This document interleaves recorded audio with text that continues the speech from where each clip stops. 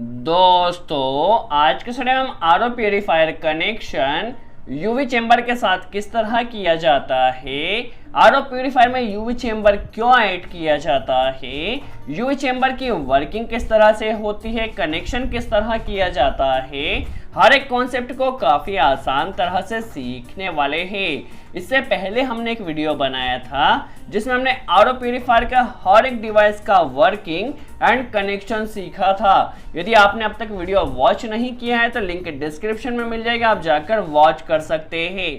आज के स्टडी में हम समझ लेते हैं आरओ प्यूरिफायर में यूवी चेंबर क्यों कनेक्ट किया जाता है, यूवी चेंबर कनेक्शन किस तरह से किया जाता है। वैसे तो नॉर्मल आरओ प्यूरिफायर से भी 91 to 99% वाटर प्योर हो जाता है, बट फिर भी यदि कोई इम्प्यूरिटीज रह जाती है तो 100% वाटर को प्योर करने के लिए वहां पर यूवी रॉड कनेक्ट की जाती है। यूवी रॉड की जो लाइट या जो स्पेक्ट्रम होता है तो बचे हुए जो बैक्टीरियाज होते हैं उसे यूवी चेंबर में रिमूव कर दिया जाता है। तो यूवी चेंबर की सीधी सी एप्लीकेशन है जहां पर भी वाटर हमें 100% प्योर रिक्वायरमेंट होती है, वहां पर आरओ प्यूरिफायर में यूवी चेंबर भी कनेक्ट कर दिया जाता है। यूवी रॉड कनेक्शन के लिए किसी प्यूरिफायर में आपको एसी चार्जर भी दिया जाता है और किसी प्यूरिफायर में आपको डीसी चार्जर भी दिया जाता है। तो आज के स्टूडियो में हमारे पास एक डीसी चार्जर है जो कि 24 वोल्ट डीसी से चार्ज होता है और हमारे यूवी रॉड को सप्लाई कनेक्ट करता है। यहाँ इनपुट में हमें डीसी सप्लाई कनेक्ट करना होती है और यहाँ से आउटपुट में हमारे यूवी रॉड का कनेक्शन होता है। चलिए अब हम सबसे पहले हर एक डिवाइस की वर्किंग समझ लेते हैं, फिर किस तरह से प्रॉपर कनेक्शन किया जाएगा समझ लेते हैं। सबसे पहले हमारे पास बूस्टर पंप आता है। ये बूस्टर पंप जितना भी वाटर का हमारा फ्लो होता है वो बूस्टर पंप के द्वारा किया जाता है और ये 24 वोल्ट डीसी पर वर्क करता है। साथ ही साथ हमारे पास एक सोलेनाइड वाल्व होता है या इसे आप एसवी कह सकते हैं। ये जो सोलेनाइड वाल्व होता है ये एक तरह से नल की तरह वर्क करता है। हमारे घर में जो नॉर्मल टेप या नल होता है, जैसे हम टूटी को ऑन करते हैं तो वाटर का फ्लो होता है, सेम उसी तरह से सोलेनाइड वाल्व में हमें यहाँ पर डीसी सप्लाई कनेक्ट करना होती है। जैसे 24 वोल्ट डीसी सोलेनाइड वाल्व में कनेक्ट किया जाएगा तो यहाँ से वाटर का फ्लो होके हमें आउटपुट में मिलता है। तो एक सोलेनाइड वाल्व होता है जो कि 24 वोल्ट डीसी पर वर्क करता है और चूंकि हमारे पास सोलेनाइड वाल्व और बूस्टर पंप को 24 वोल्ट सप्लाई कनेक्ट करना है तो हमारे पास एक एसएमपीएस होता है जो 220 वोल्ट को 24 वोल्ट डीसी में कन्वर्ट करता है।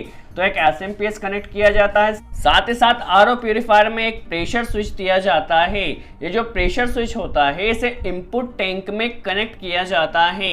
देखिए नॉर्मली होता क्या है, यदि किसी वजह से इनपुट टैंक में वाटर खत्म हो चुका है, अब यदि इनपुट टैंक में वाटर खत्म हो जाता है तो हमारा जो आरओ है वो वेस्टेज ही ऑन होगा।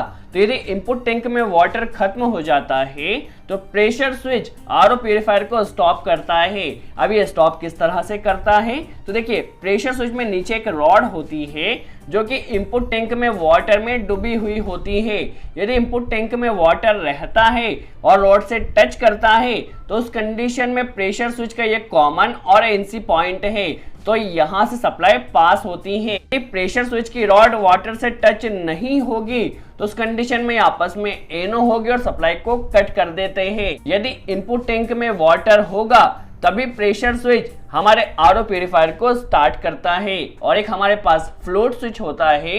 ये जो फ्लोट स्विच होता है इसे आरओ टैंक में या आउटपुट टैंक में कनेक्ट किया जाता है। देखिए इसकी वर्किंग किस तरह से होती है हम समझ लेते हैं। यदि फॉर एग्जांपल हमारे पास जो आरओ टैंक है वो पूरी तरह से भरा हुआ है, दैट मीन्स प्यूरिफिकेशन वाटर हमारे पास पूरी तरह से भरा हुआ है, तो उस कंडीशन में फ्लोट स्विच सप्लाई को कट कर देता है क्योंकि हमारे पास टैंक ऑलरेडी भरा हुआ है। यदि टैंक हमारा खाली हो जाता है या आयरो प्यूरिफिकेशन का वाटर हम पूरी तरह से निकाल लेते हैं तो float switch automatically purification system को स्टार्ट कर देता है। ये वर्किंग किस तरह से करता है तो देखिए यहाँ पर आपको एक कॉमन पॉइंट दिया गया है, यहाँ एनो दिया गया है और ये इसका एनसी पॉइंट दिया गया है। आप फ्लोट स्विच पे पहले कनेक्शन टर्मिनल चेक कर लीजिए। यदि आरओ चेंबर हमारा पूरी तरह से भरा हुआ होगा तो ये सप्लाई को कट कर देगा। यदि आरओ चेंबर हमारा खाली रहेगा तो ये सप्लाई को ऑन कर देगा। इसका कनेक्शन हमें कॉमन और एनसी में करना होता है। साथ ही साथ हमारे पास एक यूवी रॉड कनेक्शन के लिए हमारे पास एक यूवी चार्जर होता है। इस यूवी चार्जर में हमें 24 volt DC supply input connect करना होती है, आउटपुट से यूवी रॉड का कनेक्शन होता है। चलिए अब इन सभी डिवाइसेस का कनेक्शन किस तरह किया जाएगा हम समझ लेते हैं। आप वीडियो को केयरफुली वॉच कीजिए। हमारे पास input supply 220 volt AC supply आती है। तो यहाँ से इनपुट से जो न्यूट्रल है, इस न्यूट्रल वायर को डायरेक्टली एसएमपीएस में कनेक्ट किया जाता है। अब लाइन वायर का कनेक्शन किस तरह होगा समझ लेते हैं। सबसे पहले हमारे पास फेज या जो लाइन वायर है ये प्रेशर स्विच में जाता है। प्रेशर स्विच में आप कनेक्शन यहाँ भी कर सकते हैं, यहाँ भी कर सकते हैं, कोई प्रॉब्लम नहीं है। बट इनपुट टैंक में जब वाटर भरा हुआ रहेगा तभी यहाँ से सप्लाई पास होगी। यदि इनपुट टैंक खाली हो जाता है तो सप्लाई यहाँ से कट हो जाएगी। फॉर एग्जाम्पल यहाँ से वाटर अभी पूरी तरह से भरा हुआ है तो यहाँ की सप्लाई यहाँ से पास होगी। वाटर भरा होने की कंडीशन में सप्लाई पास होकर यह जाएगी हमारे फ्लोट स्विच में। फ्लोट स्विच के कॉमन टर्मिनल पे यहाँ सप्लाई कनेक्ट हो चुकी है।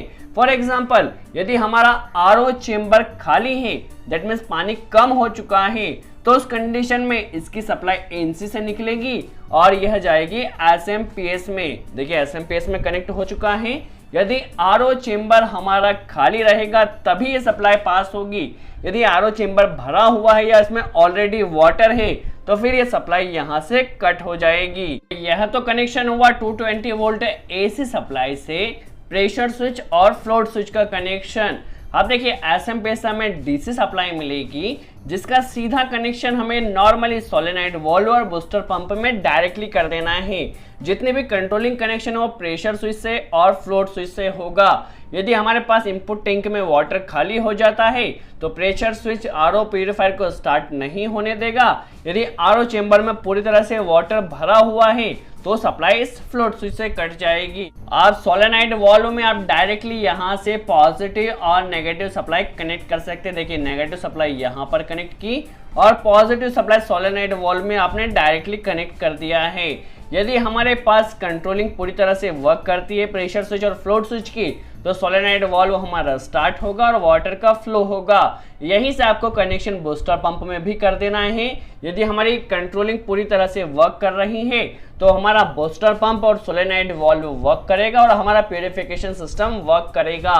अब यहीं से यदि आपको यूवी चेंबर कनेक्शन करना है तो सबसे पहले यहाँ से देखिए आपको एक नेगेटिव सप्लाई यहाँ चार्जर में कनेक्ट कर देना है और पॉजिटिव यहाँ से कनेक्ट कर देना है।